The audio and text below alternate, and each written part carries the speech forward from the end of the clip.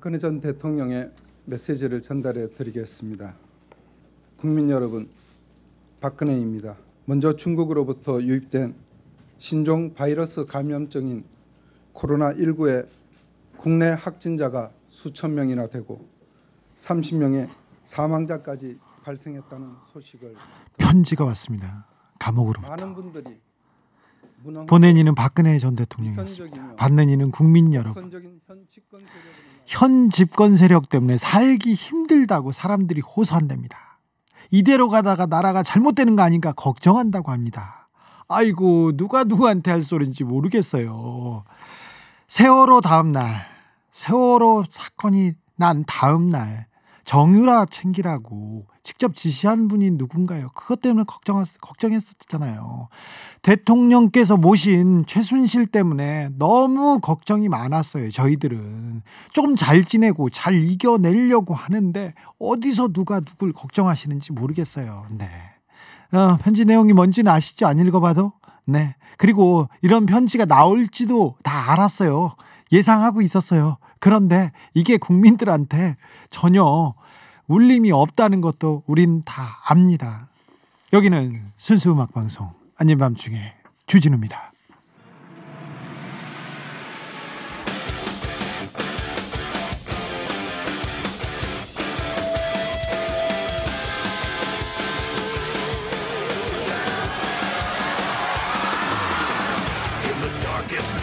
아기자기한 이목구비에 매서움을 숨긴 남자, 장난스러운 몸집에 카리스마를 숨긴 남자, 우리 작가님이 너무 좋아하는 남자, 아닌 밤중에 마스코트이자 경찰청의 에이스 강문준 경정님입니다. 여러분, 코로나 조심하세요. 안녕하십니까 청취자 여러분, 여러분의 꽉불리 꽉형사 인사드리겠습니다. 주먹을 부르는 남자 꽉불리입니다. 가까이 있으면 네. 아니 요즘에 이제 코로나도 그렇고 오늘 주제도 되게 무거운 주제지 않습니까? 그래서 조금 청취자분들 너무 무겁게만 받아들이지 마시라고 조금 이게 유머스럽게 해봤습니다. 아, 그렇습니까? 네네. 네. 귀여움 떨지 마세요. 좀 너무 오글거려요. 6633님, 진우 아저씨 민국이에요. 어이구, 민국이 또 왔어. 저도 수건 주세요. 아이고, 저희가 아무리 할 얘기가 많아도 민국이는 챙기고 합니다. 민국이는 저 아닌 밤중에 주진우 최연소 그 애청자입니다. 네. 그렇습니까? 수건 줘야 됩니다. 네. 아이고, 귀여워라. 사진도 보내줬어요. 7598님, 주디님, 고3 아들이 아빠 둥글레 캐는 거 도와드려서 치킨 쏘았어요. 계약하면 기숙사에서 쓸 수 있게 수건 주실 수 있으신가요? 이분 7598님 굉장히 저를 잘 알고 우리 방송 잘합니다. 제가 이렇게 아들과 아빠의 정, 딸과 엄마의 정, 이런 데 약합니다. 드려야죠. 4344님, 진우 형, 저도 수건 하나 주세요. 일단 별로 뭐 그런데 오늘 700만 원 사기당해서 기분도 찝찝한데 수건 한 장으로 좀 풀어볼까요? 아이고. 네, 수건 드려야죠. 이거 어떤 사기 사건인지 조금 더 이렇게 조금 보내주시면 저희가 곽불리하고 해결책을 한번 해결책을 한번 내보겠습니다. 예. 네. 저희가 요즘에 이제 고문 경찰의 밤을 이제 오늘이 마지막 시간이 될 것 같은데 또 이제 이야기하다 보면 길어지면 또 다음으로 넘어갈 수도 있고요. 예. 이제 많은 분들이 저한테 물어보세요. 야, 그렇지 않아도 팔이 안으로 굽을 텐데 경찰의 흑역사를 너가 이야기한 게 무슨 의미야 도대체. 그래도 그럴 수 있을수록 뭐 이제 이런 말도 있지 않습니까? 역사를 잊은 민족에게 미래는 없다. 뭐 네. 이런 이야기도 있다시피. 경찰 개혁의 네. 핵심을 네. 오늘부터 저와 곽불리가 얘기해 보려고 합니다. 그렇습니다. 왜 경찰이 개혁해야 되는지 네. 이 얘기를 시작하겠습니다. 그렇죠. 어렵고 무거운 주제입니다. 그리고 경찰은 피하고 싶은 주제입니다. 맞습니다. 사실 다른 권력기관은 이런 그 자리를 마련하지도 않고 다 도망갔습니다. 그런데 경찰한테 큰 기대가 있어서 우리는 도망가지 않고 네. 꿋꿋하게 우리 역사를, 우리 아픔을 직면하려고 합니다. 네, 과거에 우리 경찰관들이 우리 국민 여러분에게 어떠한 잘못을 저질렀는지를 저희 스스로 한번 이야기해보는 그런 시간을 가져보는데 좀 네. 함의가 있는 것 같습니다. 저도 벌써 시작부터 긴장됩니다. 예. 네. 문자 하나 예. 읽고 시작하겠습니다. 개굴개굴님, 곽불리 첫 해보다 더 어려지시는데요. 그렇지 않습니다. 아니 그런 거는 맞습니다. 뭐가 그렇지 않습니다. 그건 아닙니다. 네. 네. 자, 곽불리부터 시작하겠습니다. 네, 이제 우리 전두환 신군부가 들어와서 참 민주화 열기로 인해서 잘 될 뻔했는데 결국은 1980년으로 그렇죠. 역사의 시계는 거슬러 올라갑니다. 예, 전두환 신군부가 또다시 정권을 쿠데타로 장악하고 이 사회의 주요 요직들 전부 다 군부로 교체하지 않습니까? 군인들이 경찰 간부와 경찰 간부를 장악했습니다. 예.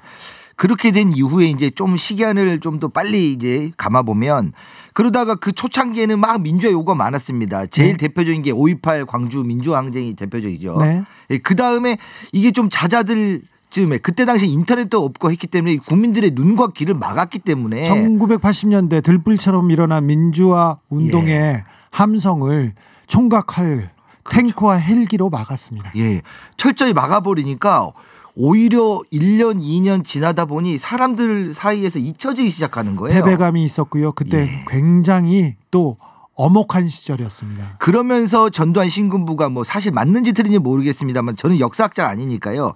3S 정책이라고 해서 네. 국민들에게 약간 유아 정책과 쾌락을 추구하는 스포츠 또 이제 이런 성에 관련된 여러 가지 또 제시하기 시작합니다. 네. 그러면서 국민들의 관심이 조금씩 사라질 때쯤 이제 이 전두환 신군부도 83년 4년부터 유화 정책을 쓰면서 민주화 요구를 조금씩 받아주는 모양새를 취합니다. 받아주는 척하고 있습니다. 그렇죠. 네. 그럴 때 이제 제일 대표적으로 처음 등장하는 사건이 바로 김근태 고문 그 사건이 등장하게 됩니다. 이 우리 김근태 고문께서는 이제 뭘 하셨냐면 김근태 고문이시기도 했는데 고문 사건입니다. 고문을 당한 그렇죠. 사건이요. 그렇죠. 김근태 고문님께서 고문을 당하신 사건입니다. 네. 이게 83년 이때부터 전두환 신군부가 조금씩 민주화 열기를 받아주는 모양새를 취했더니 이 학생운동 출신들이 중심이 돼가지고요. 민주화운동 청년연합회 이게 소위 민청년으로 많이 알려있는데요. 이게 재하단체가 아닙니다. 정식으로 정치에 뛰어든 공식적인 단체입니다. 학생들이 민주화 운동을 위해서 이런 단체를 만들었습니다. 네. 대구 시민들도 많이 있었고요. 그렇죠. 대구 출신 그 대학생들도 있었고 시민도 있었고요. 예. 그래서 이 민청년이 만들어지면서 이 부분들이 자꾸 민주화 열기로 뜨겁게 달가오면서 무슨 일이 터지냐. 중요한 단체가 아니었고요. 민주화를 위한 단체 중에 하나였어. 학생 단체 중에. 공식적으로 드러났다는 데서 그전과 좀 차이가 있죠. 네. 근데 무슨 일이 있냐.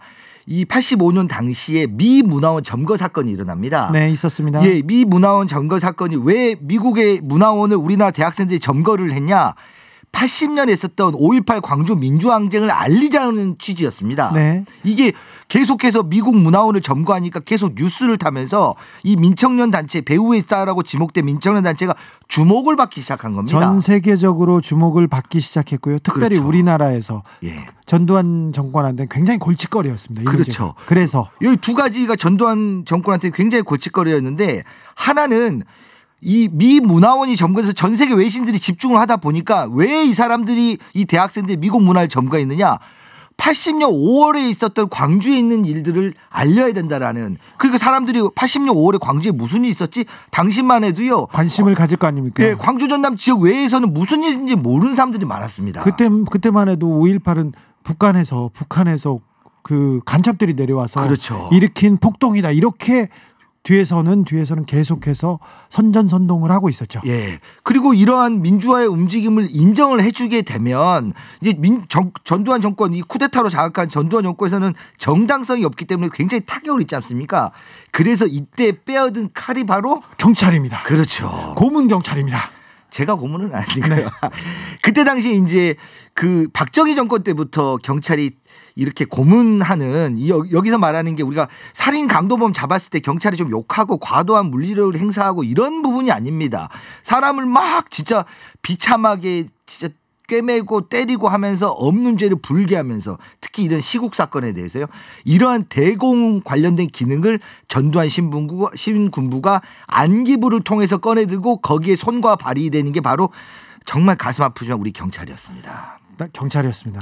남영동 대공분실 여기서 등장합니다. 예, 남영동 대공분실이 여기서부터 이 경찰 내의 핵심 부서로 등장을 하게 되면서 85년 8월에 서울대 민주화 추진이라는 이것도 역시 조작한 사건입니다. 뭐 이 빨갱이네 좌익이네 이런 식으로 여기에 배우로 김근태 당시에 민주화운동 청년연합회 의장을 검거를 해가지고 고문을 하게 됩니다. 그래서 모든 이 사건으로 민청년 있는 사람 다 구속시키고 다 처벌합니다. 네. 이게 전부 다 완벽하게 날조된 고문에 의해서 일어난 사건입니다. 그렇습니다. 여기에 정말. 이근환이라는 불세출의 고문 기술자가 나타납니다. 예. 요 이야기는 조금 나중에 한 번에 몰아서 해야 됩니다. 네. 그래서 일단 김근태 고문 사건을 통해서 민청년에서 당시에 언론도 그렇고요. 뭐 냉정하게 말씀드리면 경찰만 잘못한 게 아닙니다. 경찰, 검찰, 언론 다 잘못했습니다. 마치 검찰에서는 그걸 그대로 이 경찰에서 고문한 것을 받아서 기소를 하고 법원은 유죄 판결을 내리고 그다음에 언론은 거기를 받았으면서 빨갱이들이 대학생들을 장악했다 이런 식으로 보도를 내고요. 예. 이 참 가슴 아픈 우리 현대사인데요. 그 다음에 바로 몇 개월 후에 또 일어납니다. 이거는 이제 우리 주 기자님도 되게 잘 아시는데 부천서 성고문 사건이 또 터집니다.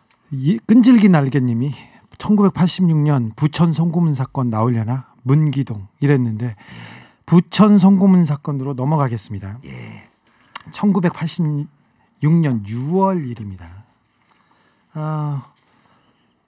권인숙이라는 학생이 있었습니다. 서울대 의류학과를 다니는 꿈 많은 학생이었는데요. 노동운동에 뛰어들어서 부천에 있는 한 공장에 위장 취업했습니다. 거기 위장 취업했습니다. 그런데 86년에 대대적인 그 민주화 시위가 있고 그때부터 공안 탄압이 시작됩니다. 그래서 인천 지역에 이렇게 위장 취업한 사람을 잡으려고 하다가 권인숙을 잡았어요. 잡았습니다.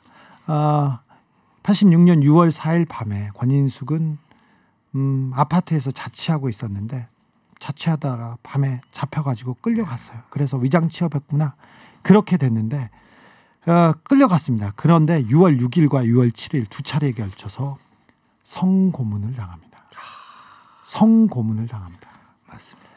폭력 중에 정말 국가폭력 중에 있을 수도 없는 폭력을 당했습니다. 근데 그 인천 교도소에 소년교도소에 이감된 권인숙은 처음에는 자살 충동이 일었다고 합니다. 그래서 자살을 할까 고민하다가 다시는 이런 일이 다른 사람한테는 이런 일이 벌어지면 안 된다면서 그 자기의 고문 사실을 알리려고 단식에 돌입합니다. 고문으로 만신창이가 됐는데 단식에 돌입합니다. 그리고 주변 양심수들한테 알립니다. 내가 온몸으로 고발하겠다고 이 땅의 성고문. 그런데 그래서 고발도 해요. 문기동이라는 고문 기술자, 고문 경찰을 강제추행 혐의로 인천지검 검찰에 고소합니다. 그랬더니 문기동이 권인숙을 명예훼손 혐의로 또 고발을 해요. 그러면서 이 사건이 진행되는데 더 가슴 아픈 것은 이 고문에 대한 피해를 알리자마자 검찰하고 경찰이 언론 플레이를 들어갑니다. 그러면 언론이 뭐라고 하냐면은 그 운동권이 마침내 성까지 혁명의 도구화로 쓰고 있다. 이거 기억하시죠? 기억드시죠? 이 사람들이 빨갱이들이 운동한다고 빨갱이들이 성을 도구로 국가 공권력에 대항하고 있다. 이런 보도 지침을 내려서 부천서 성폭력 사건이 일어납니다. 그래서 보도에 부천서 권양 사건 그리고 부천서 사건 성고문 이런 얘기는 다 빠져 있었어요. 그렇죠. 조선일보가 그때 어떻게 썼냐면요. 성적 모욕도 없고 폭언은 좀 했지만 성적 모욕도 없다고 검찰이 발표한 내용을 그대로 보냅니다. 그러면서 급진 세력의 투쟁 전략이다. 혁명을 위해 성까지 도구화한 사건이라는 검찰 발표 내용을 고스란히 이렇게 발표해서 덮습니다. 그때 어떤 일이 있었냐면요. 언론사 사회부장을 다 불러다가 놓고 그때는 그 정부 당국이 거액의 천지를 줍니다. 그리고 법원 출입기자 불러다가 법무부 고위 관계자들이 다 촌지를 줬습니다. 그래서 이 고문 사건을 덮어버립니다. 그러나 권인숙 학생은 포기하지 않고 검찰이 무혐의 처리한 그 내용을 가지고 또 온몸으로 저항을 싸웁니다. 하시죠. 예. 문기동을 검찰이 불기소하자 또 항고했고요. 그때 조영래 변호사, 인권 변호사 조영래 변호사와 계속해서 호소하고 다닙니다. 그렇지만 경찰은 처벌되지 않았고요. 예. 권인숙 학생은 1년 6개월의 징역형을 선고받았습니다. 정말 이것도 가슴 아픈 내용입니다. 이게 제가 그 두 가지만 더 첨언을 말씀 잘해 주셨는데 첨언을 하자면요. 그래서 이제 권인숙 그 학생이 여기에 대해서 고소를 하니까 검찰이 며칠 만에 이 사건에 대해서 기소유예라는 처분을 합니다. 네네. 기소유예는 뭐냐면 혐의는 인정이 되는데 처벌할 필요가 없다. 처벌할 만큼 중하지 않다. 그렇죠. 그러니까 그냥 이거는 사건이 안 된다고 하면서 그냥 무죄를 자기네들이 선고한 겁니다. 그렇죠. 기소유예는 주로 무슨 사건이냐. 중학생들이 빵 좀 훔치고 이런 거 있지 않습니까. 얘네들 전과자 안 만들어야 되니까 야 너 다음부터 본인 반성하면 봐줄게 이런 식으로 하는 게 기소유예거든요. 처벌을 할 수 없을 만큼 미약한 범죄다 이 얘기인데요. 그렇죠. 성고문 사실은 싹 감추고 당시에 검찰의 발표 내용을 보면 그냥 툭 친 거는 인정을 한다. 그래서 폭언과 폭행 약간은 인정을 해서 이거는 처벌할 수 없다라고 면죄부를 주는 거죠. 네. 이거를 하나 또 두 번째로 이미 당시에 언론의 프레임이 이미 정권에서 들어가 있는 게 위장 취업이라는 단어를 지금도 쓰고 있지 않습니까? 실제 이거는 위장 취업이 아니라 당시에 서울대 의료학과니까 굉장히 공부를 잘하던 학생들이지 않습니까? 대학생들이 민중 속으로 이 노동의 현장 속으로 들어가서 노동운동하고 민주화에 투쟁을 한 것을 당시에는 위장 취업했다라는 프레임을 더 씌우는 겁니다. 그렇죠. 아니 그리고 대학생은 그 공장에서 취직할 수가 없었어요. 그래서 대학생이라는 신분을 숨기고 갔는데 네. 아무튼 권인숙 선생님은 네. 정말 지금도 친분이 좀 주 기자님 있으지 않으세요? 저는 뭐 여성 인권에 한 그렇죠. 획을 그으신 분인데 이 땅에 예수 같다는 생각을 합니다. 맞습니다. 이게 이제 청취자 여러분들도 제가 조금 앞에 조금 가볍게 시작을 해서 뭐 고문 당하는 거 좀 참으면 되지라고 생각하지만 실제 그렇지 않습니다. 나의 온갖 정신과 육체가 지배된 상태에서 일어나는 거는 제가 하나만 읽어드릴게요. 우리 고 김근태 의장께서 이제 인터뷰하신 내용인데요. 그렇게 대단하신 민주화 투쟁하셨던 분도 당시에 고문냈던 심정을 이렇게 말씀하십니다. 잠시 후 내 몸은 완전히 발가 벗겨졌다. 팬티도 날아가 버렸다.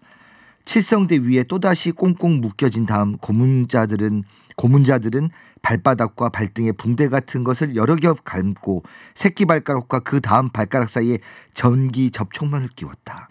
그런 다음 발에, 사타구니에, 배에, 가슴에, 목에, 머리에 물을 주전자로 들이부었다. 우선 물고문부터 시작했다. 고문대 위에서의 거부 있을 수가 없었다. 전기고문 그것은 한마디로 불고문이었다. 결국 나는 모든 거짓 혐의를 인정하고 말았다. 김근태 의장께서 고문 후유증으로 돌아가셨는데요. 좀 가슴이 좀 아까 칠성대 고문당한 그 칠성대라는 게 치과병원에 가면 그 이렇게 치료받는 그런 의자하고 비슷한가 봐요. 그래서 맞습니다. 평생 치과를 못 가셨어요. 그게 트라우마가 생각이 나서요. 네, 노래 듣고 좀 쉬었다 가겠습니다. 언론, 경찰, 검찰 뭉쳐서 잘못하던 것은 그때도 그랬군요. 네, 그때 그랬는데 그때 바로잡지 못해서 계속 되풀이되고 있습니다. 친일 잔재들이 경찰이 되고 변한 게 별반 없었네요. 그때는 그랬습니다. 만인에게 평등하게 처리되는 법은 전무한 것인가? 오는 세대에게 주고 싶지 않은 시간입니다. 그렇습니다. 그러다가 김근태가 고문당하고 권인숙이 고문당하고 성고문당하고 몸으로 울고 몸으로 고발하면서 1987년이 왔습니다. 87년 1월 14일입니다. 이때 이 남영동 대공문실의 위세는 그야말로 대단했습니다. 근데 이 남영동 대공문실에 서울대생 박종철이라는 사람을 연행을 했습니다. 1월 14일 날. 그런데 1월 15일 날 중앙일보에서 먼저 보도가 나옵니다. 서울대생 박종철이 사망했다. 네. 이게 어떻게 된 거냐? 난리가 났습니다. 알고 봤더니 박종철 열사를 연행했던 대공분실에 있는 수사관들이 박종철 열사를 고문하다가 특히 물고문하다가 사망한 거였습니다. 남영동 대공분실은 김근태가 고문당하던 바로 그곳입니다. 그곳입니다. 와, 참 가슴이 아픕니다. 그랬는데도 불구하고 여전히 정신 못 차렸습니다. 네.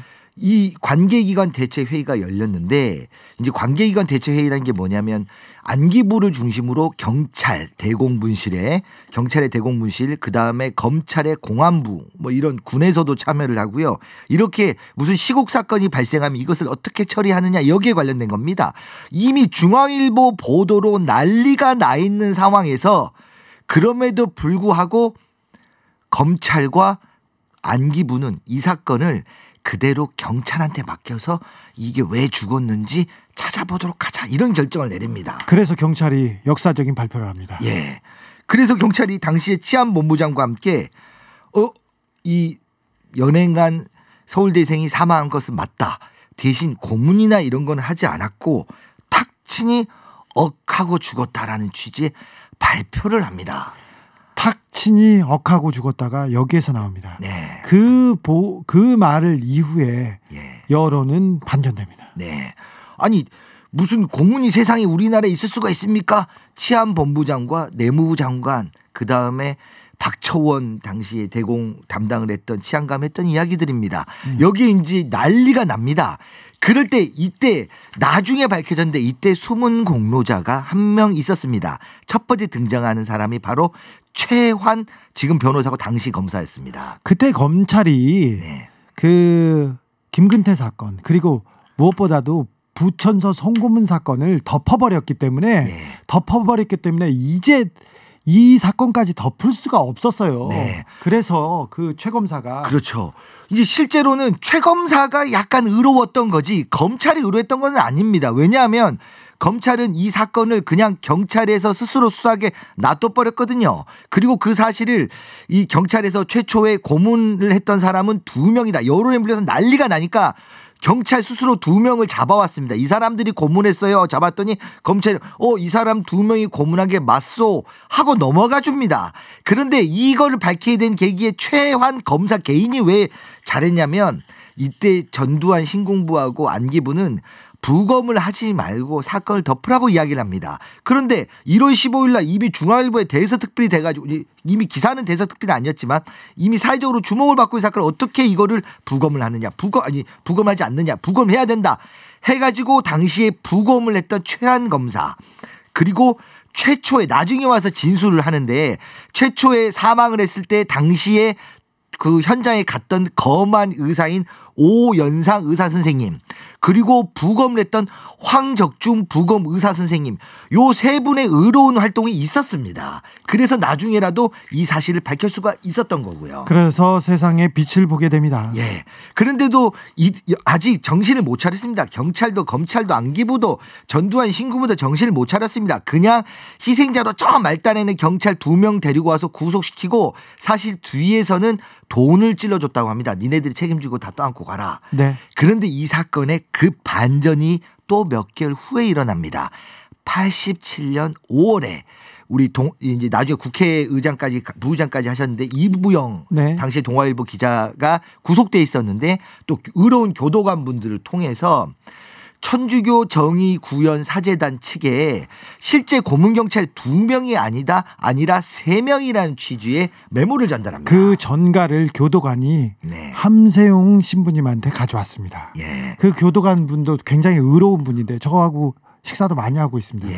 함세웅은 정의구현 사재단 고문께 이 메모를 가져와서 함세웅 신부님이 뒤에서 움직이기 시작합니다. 예. 제야 단체를, 시민 단체를 그리고 그렇죠. 언론을.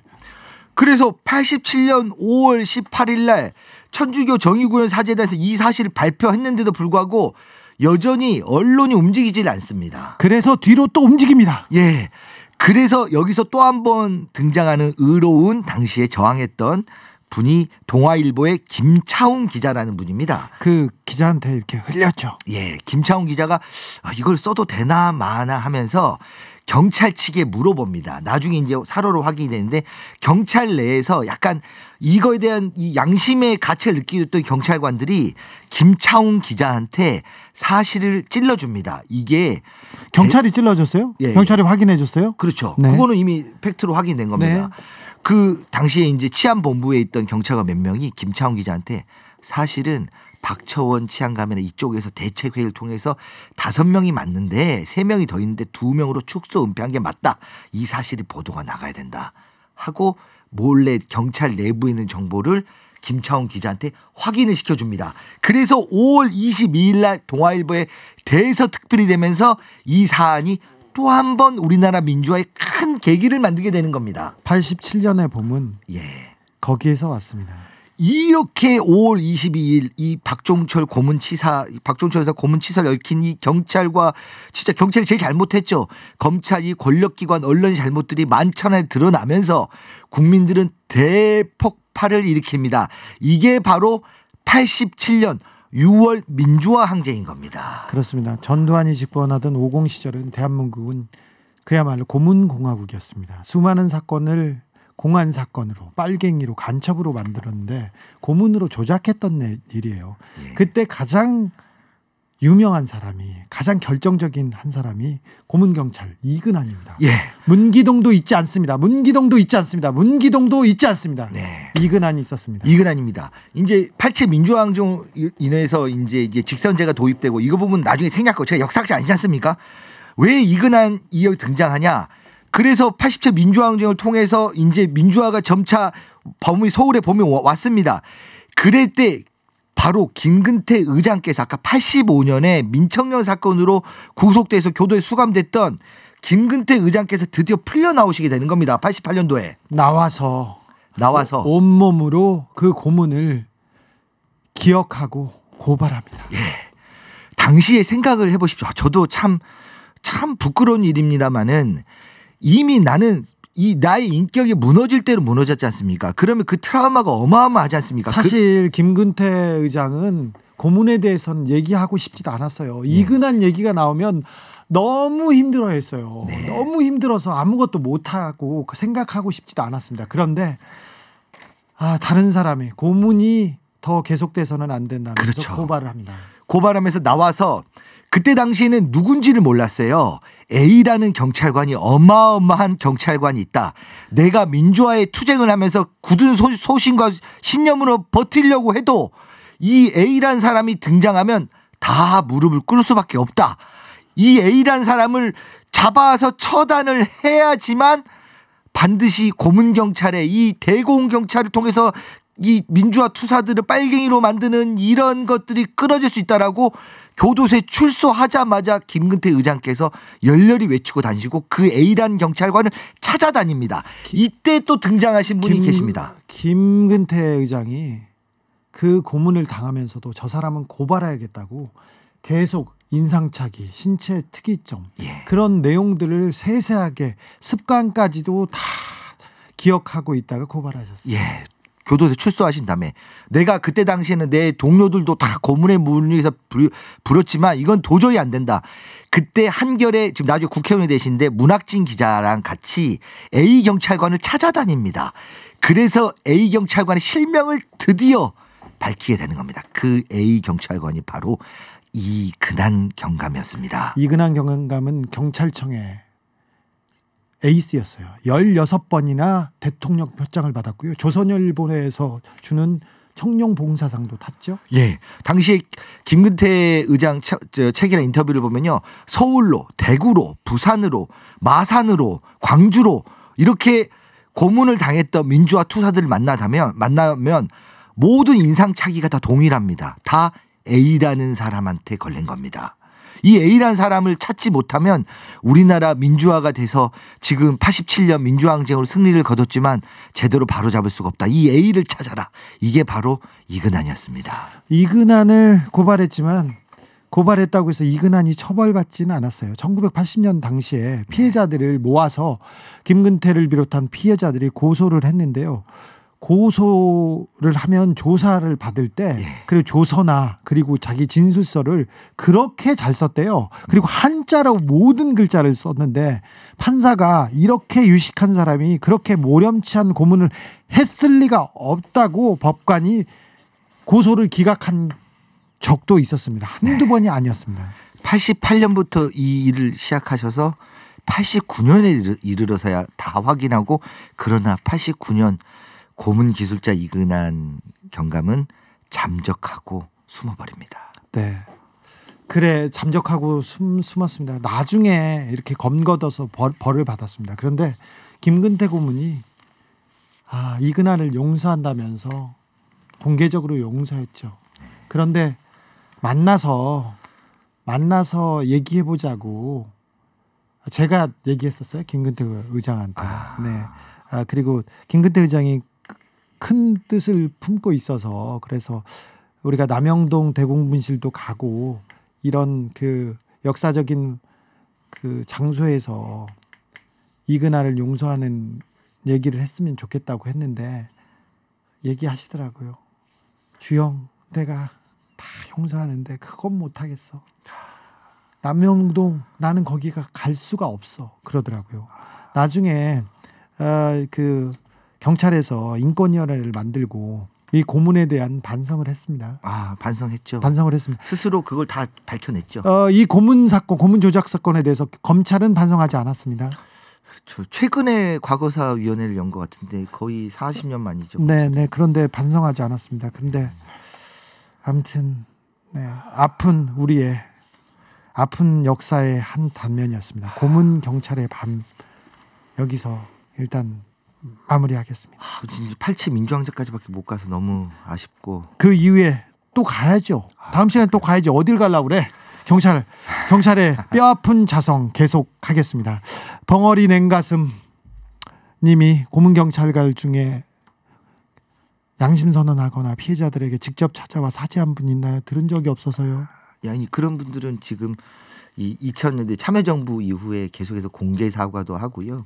과거사 진상을 규명하기 위한 스스로의 노력도 많이 하고 물론 그 노력이 많이 부족하죠. 알겠습니다. 오늘 곽 형사 너무 고생 많으셨습니다. 마지막에 좀 마음이 무겁습니다. 스스로 반성하는 계기를 삼고 계속해서 함께 하겠습니다. 여러분 많이 지켜봐 주시고 질책해 주십시오. 감사합니다. 곽 형사는 훌륭합니다.